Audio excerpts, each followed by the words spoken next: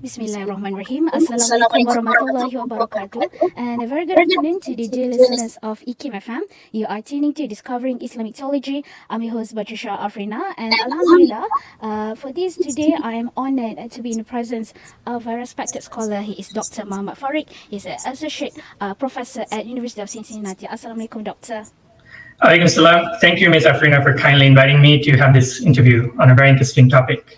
And it is such a pleasure to have you here in the studio today, Doctor. And Doctor, for today, in Discovering Islamic Theology, we would like to know about something, I think that related to most of us, which is about the self. So we're thinking about that, right? Because at this point, it is something that is really close to us. Everyone knows about ourselves. So, Doctor, could you go, as an opening for today's interview, could you share with us why it's important for us to understand about the self and how significant it is in our life? Sure. I agree with your basic observation that when it comes to the topic of self, it's something that everybody is familiar with because in our everyday conversation, we everywhere, whether we are in Malaysia or in ourselves in our respective languages, to talk about ourselves. So it's one of the most frequently used words in almost all languages.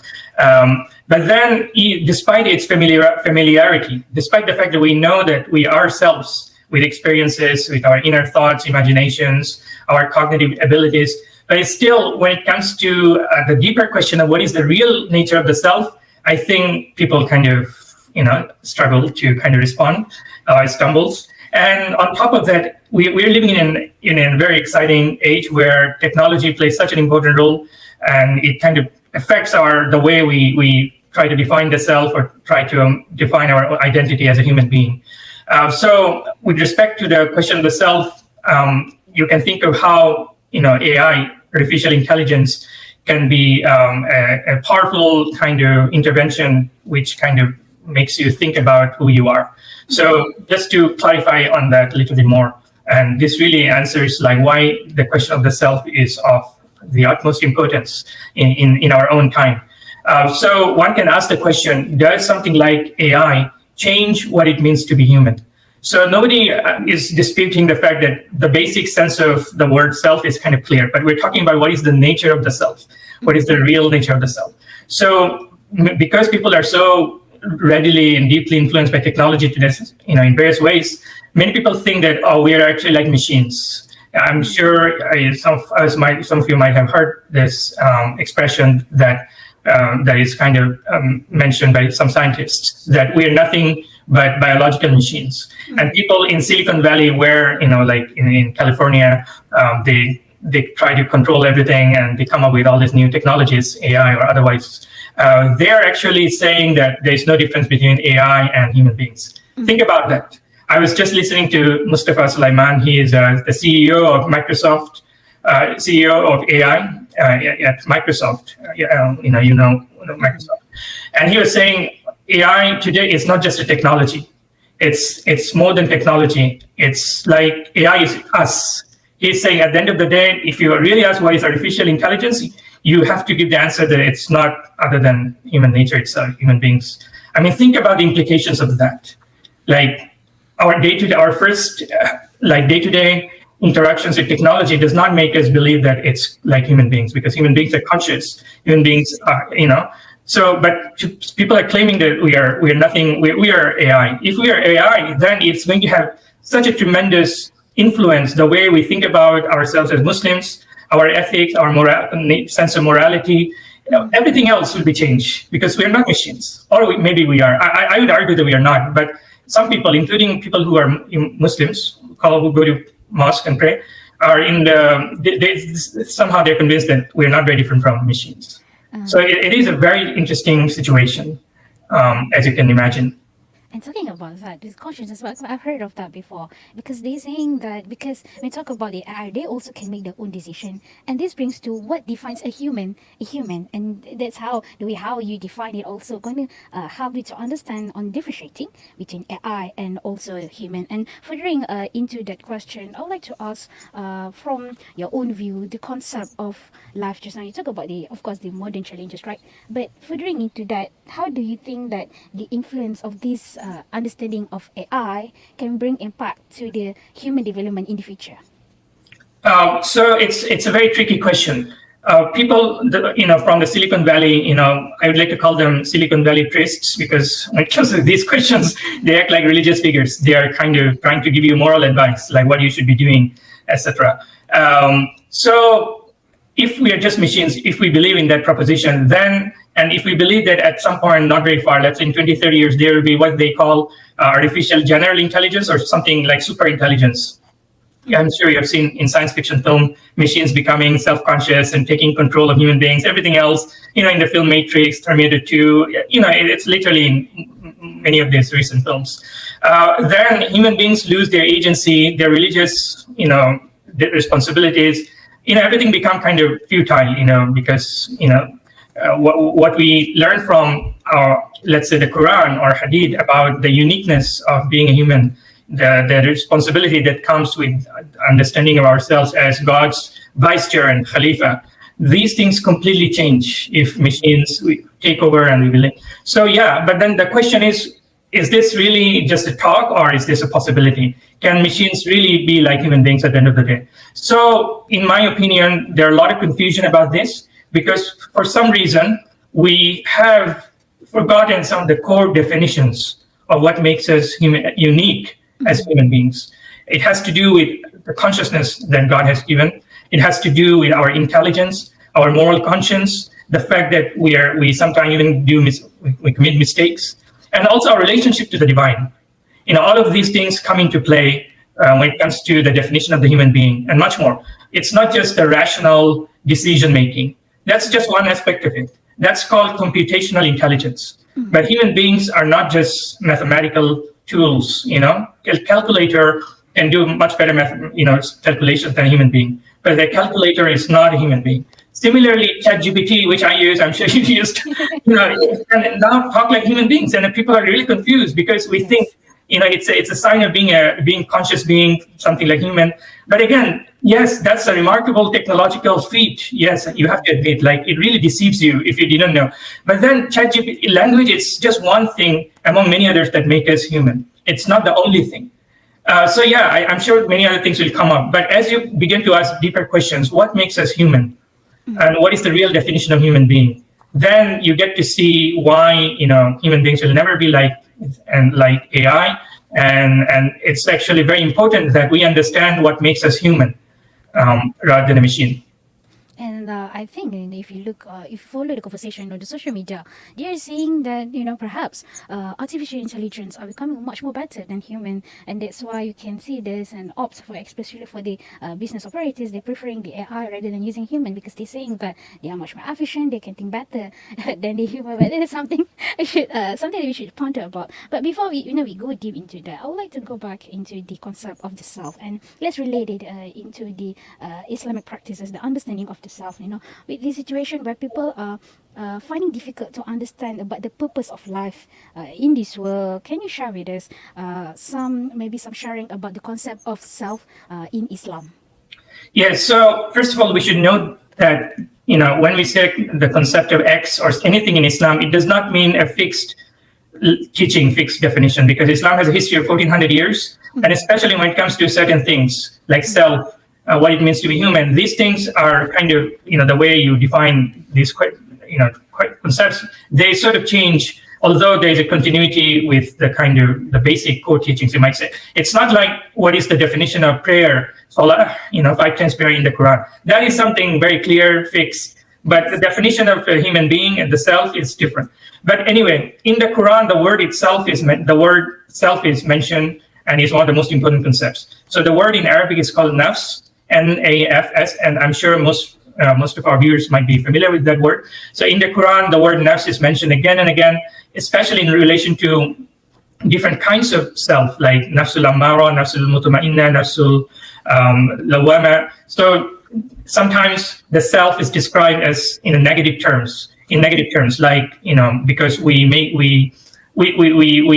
prone to committing mistakes. We forget God.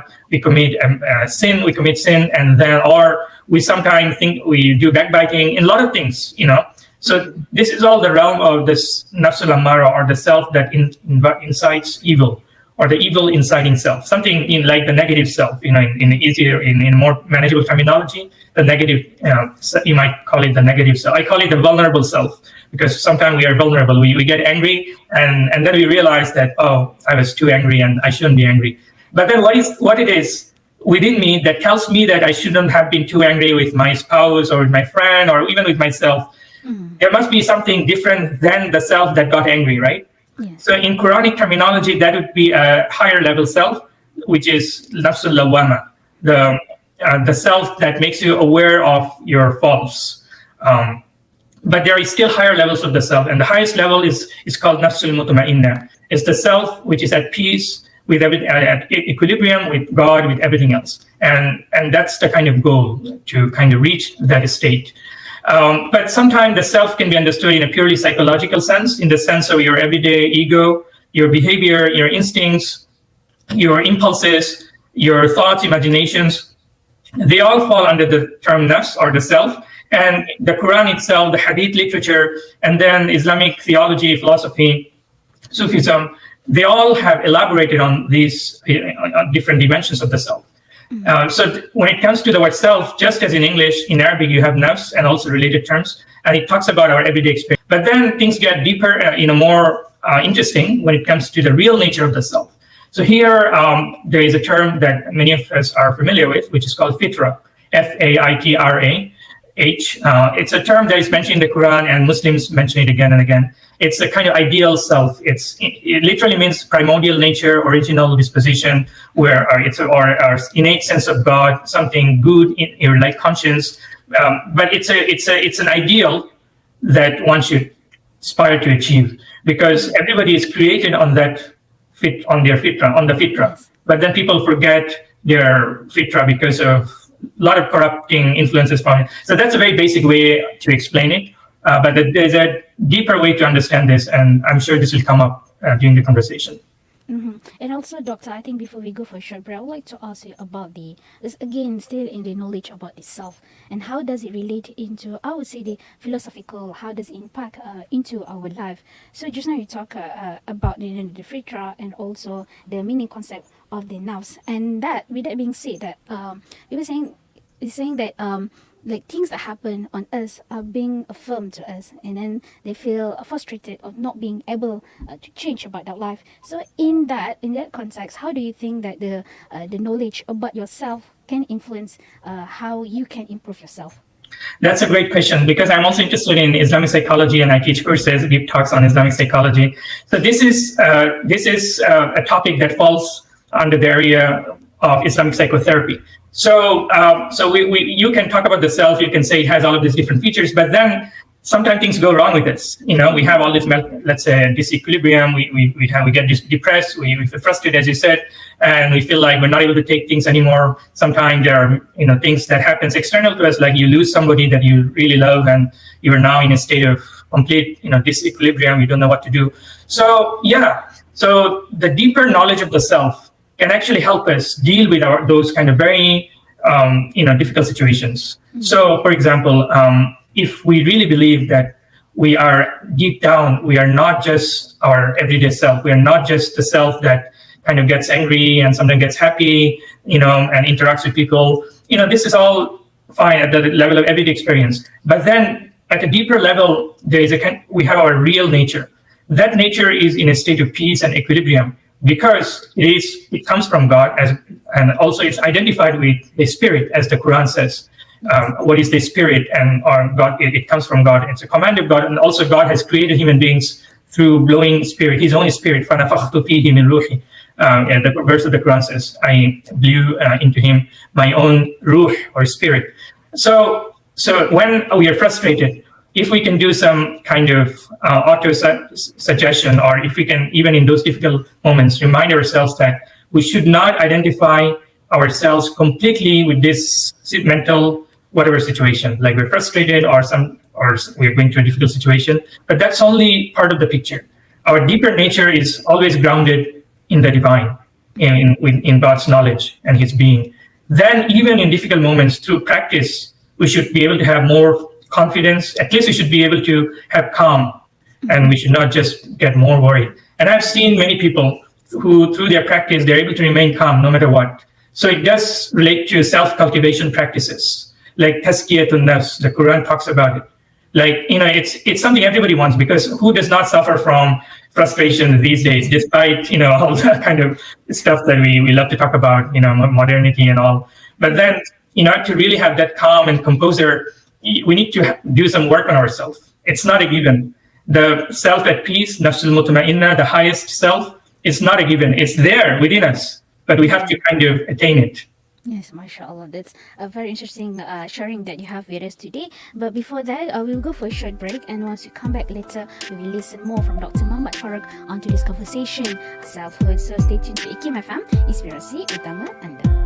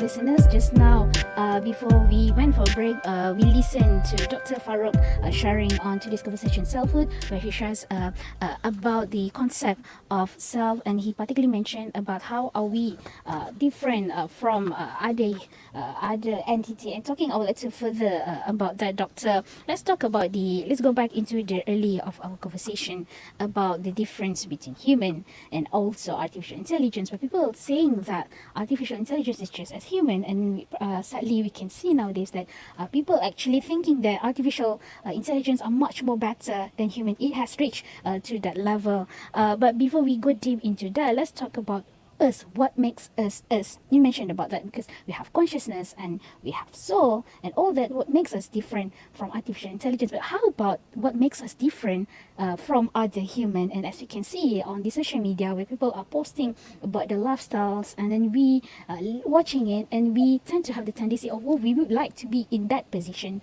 when you know that every people have different potential, have different ability, and we couldn't be in that position.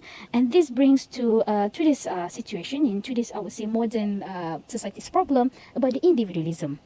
And I would like to ask for your opinion. What makes it different? What makes us different from other human beings? Right. Yeah. So you mentioned a couple of things. When it comes to the question, what makes us us? I mean, we can go very deep.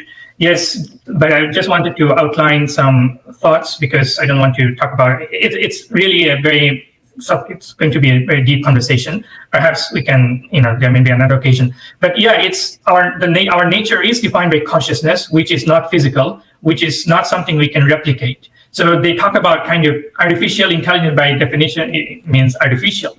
But we are not artificial. Our consciousness is not artificial. It's natural, right? Mm-hmm. And our brain, people talk about algorithms, neural networks, algorithms, like they look at how human brain works. But then, they feel like, oh, we can replicate how the brain works. If you talk to AI scientists, they would say that even when it comes to the brain processes, our brain with hundreds of billions of neurons, it's a very complex organ, and even we are very far from kind of replicating even the brain. But when it comes to the self, when it comes to the nature of consciousness and all its complexity, there is no way we can kind of replicate this, because it's not something you can simply put under the microscope. So philosophers and scientists, they get into all sorts of trouble.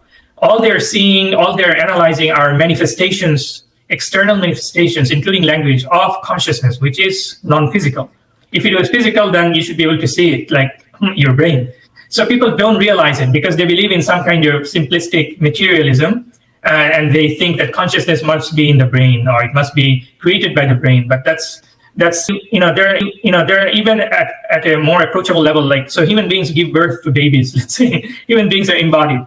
Robots don't do that, can't do that. And when we talk, we just simply talk through our consciousness or mind. It's the body, mind, fused together in a way that's, you have to be a god to kind of come up with another creation like human beings. And history says that there have been efforts like Frankenstein's story, Mary Shelley's, people who try to create a human being, it always shows that they end up, in some great disasters. So that's a very important lesson to keep in mind.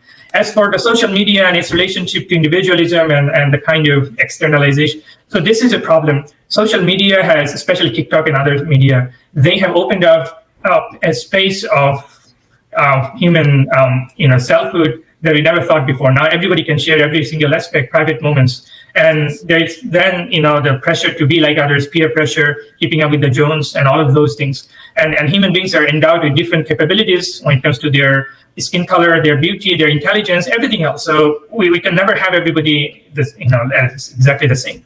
But it leads to all sorts of kind of frustration and stuff, because there are of course people who are, like best in every way. But most people feel like they have lackings, and so they don't like they start to hate themselves. And as you might know, there are all sorts of interfaces, media that they can use to kind of change their face and put a virtual digital image. So because they don't like the true color, they don't like the true face. So what they're doing is putting up a kind of false face of theirs. And how debasing, how problematic that can be, because you lack so much self-confidence that you don't want to show your true face to your friends on social media. So this leads to all sorts of loneliness issues, mental health issues. And yes, when it comes to the question of individualism, self-determination, I think on some level the Quran is very clear that it's talking to you as an individual. So it does not deny that you should have some decision-making, some agency. You should not be completely passive. Just like, there's a wind and you're completely swayed by the wind. No, we should have our own intelligence to decide in consultation with others what is good for us, best for us. We should have that, mindset, that taking responsibility for them.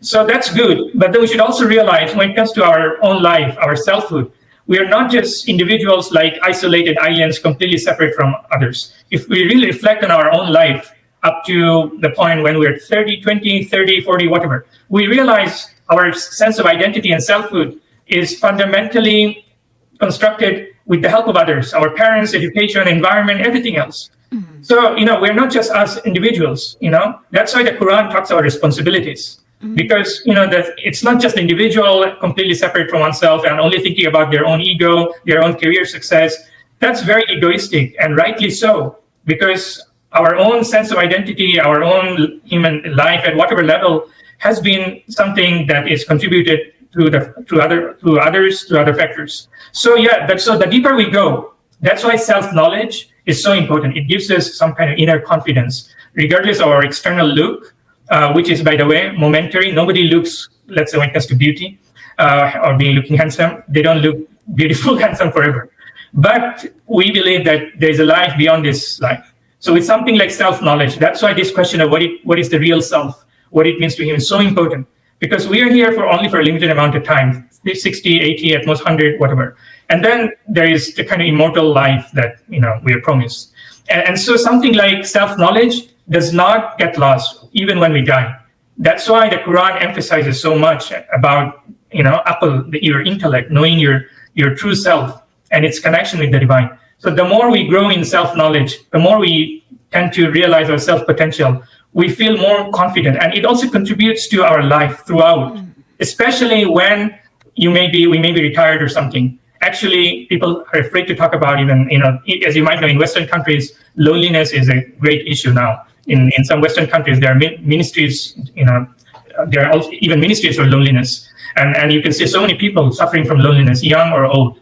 So knowing who you really are gives you this self-knowledge, through which you come to realize that your real nature, your real selfhood, your fitra, ultimately is made up of your connection with God and also with nature. There's a deep interconnectedness between us and the world, nature, and also God. Mm-hmm. So there's a term called anthropocosmic self. That's how Islamic thinkers would define, because it's not just the individual, it's anthropocosmic, interconnected self. That interconnectedness with everything else gives us kind of inner strength and also makes life so beautiful at the end of the day. Mm-hmm. And I would like to go into the concept of selfhood. Personally, I've talked to those who suffered in mental health, and I asked about what makes that person feeling that way, and he said that he's having an existential crisis, and that's what he said to me, and it's like trying to understand the purpose of our life. And usually when we come across this kind of situation, coming to meeting this kind of people would tell that kind of person to try to understand, to do meditation, to try to understand about themselves. But then when you ask them, they would say that actually I don't know what to look for in my life. And then I would like to relate it to the concept of selfhood, because when we talk about selfhood, it means that we have to look inside ourselves, trying to understand what's in our brain, what's in our heart, what's in our soul. So could you, to further help us understand about it, could you elaborate on the concept of inner self? Sure. Yeah. So this is a great topic, especially if we are familiar with modern Western literature on the self. They talk about the inner self all the time. And there are some Western thinkers, actually many, who think this idea of the inner self, it's only modern, it's only Western, and nobody in non-modern or pre-modern times have had this notion of inner self. That is so untrue. If you look at even some of the verses in the Quran, it says something like, do they not think about who they are? I can't remember the exact Arabic right now, but there is an emphasis. There are many verses in the Quran that actually ask you to think about your inner self. So based on those, for example, there's a verse called "Sanurihim ayatina fil afaq wa fi anfusihim." God will show them. God is saying, "We shall show them our signs, ayatina, on the horizon, meaning in the world, and also within themselves." So which is to say, when God is asking us to look within, because there we shall see God's manifestation, His signs, all the time, except that we don't look. So there is a kind of urge. God is asking you to look into yourself.